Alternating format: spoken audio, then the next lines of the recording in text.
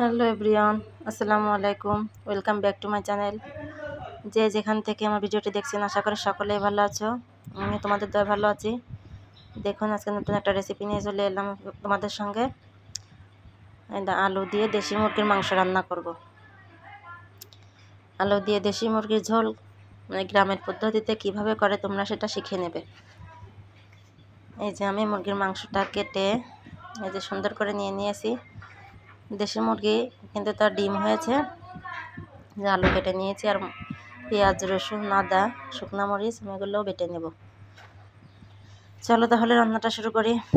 এই যে কড়াইতে তেলটা দিয়ে দিলাম পরিমাণ মতো। এবার এর ভিতরে বেটে রাখা মশলাগুলো দিয়ে দেব। পেঁয়াজ, রসুন, আদা, জিরা, এলাচ, ফল সবগুলো মশলা বেটে রেখেছি আমি শিলে, সেগুলো এই যে দিয়ে দিলাম। এবার মশলাটা আমি একটু নেড়ে চেড়ে সুন্দর করে কষিয়ে নেব। তোমরা প্লিজ সাথে থেকে এই দেশি মুরগি আলুর দিয়ে রান্নাটা শিখে নাও।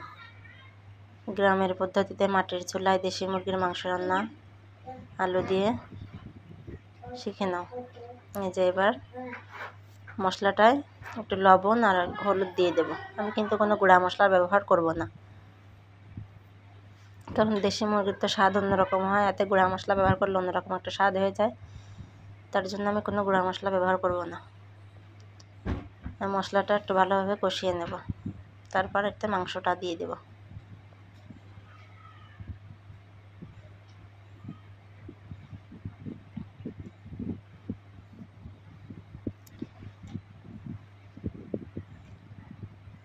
মশলাটা যত কষাবে তত মাংসটা বেশি স্বাদ হবে, মজা হবে, ভালো লাগবে খেতে। এবার আমি মাংসটা ধুয়ে রেখেছিলাম সুন্দর করে, সেই মাংসটা দিয়ে দেব।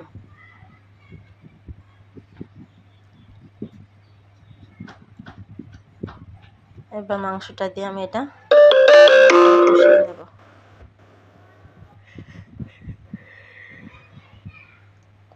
এতে অল্প একটু পানি দিব, কারণ মশলাটা যাতে তল দিয়ে ধরে না যায়, তার জন্য অল্প একটু পানি ব্যবহার করব।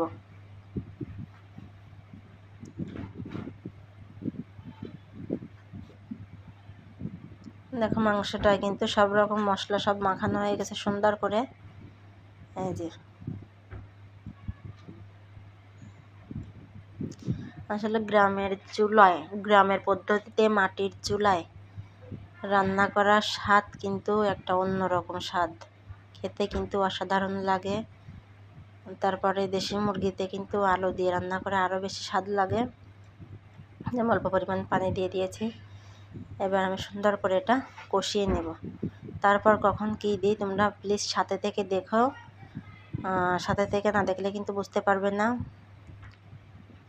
কারণ গ্রামের পদ্ধতিতে মুরগির মাংস আলু দিয়ে রান্না কিভাবে করে তোমরা সেটা দেখে নাও। এই যে আমি এটা এবার মাংসটা ভালোভাবে কষিয়ে নেব।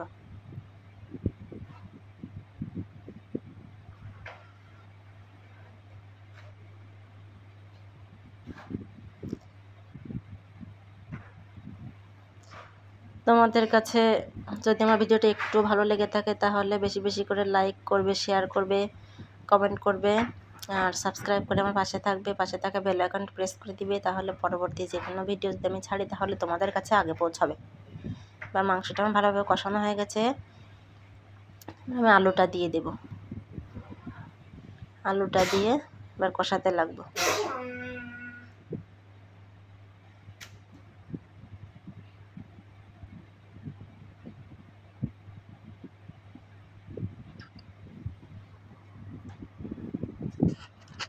আলু দিয়ে মাংসটা এবার ভাজি কষানো দেব।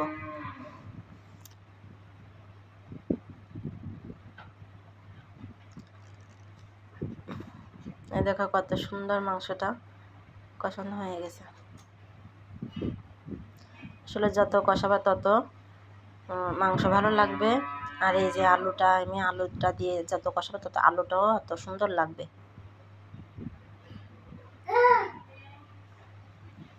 এবার আমি পানি দিয়ে দেব, এই যে পরিমাণ মতো পানি দিয়ে দিব।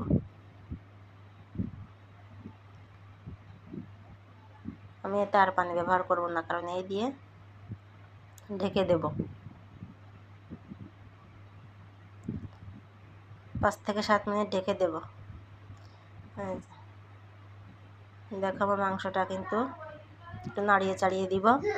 আর আলুটা সিদ্ধ হয়েছে কিনা একটু দেখে নিব, লবণটা একটু দেখে নিব।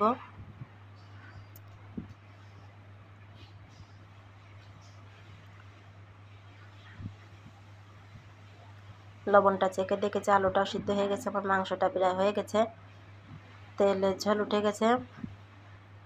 আমি মাংসটা হয়ে গেছে, আমি আর ঝোল কমাবো না, কারণ দেশি মুরগির মাংস আলু দিয়ে ঝোল, আর সে ঝোল না থাকলে কি বলো হয়। আমি এটা নামিয়ে নিব। দেখো মাংসটার কালারও যেরকম সুন্দর এসেছে, আর ওরকম খেতেও কিন্তু দারুণ। দেখো কত সুন্দর দেখাচ্ছে। তো তোমাদের কাছে অনুরোধ করেছি, ভিডিওটা যদি ভালো লেগে থাকে তাহলে বেশি বেশি করে লাইক, কমেন্ট, শেয়ার করবে, আর সাবস্ক্রাইব করে পাশে থাকবে।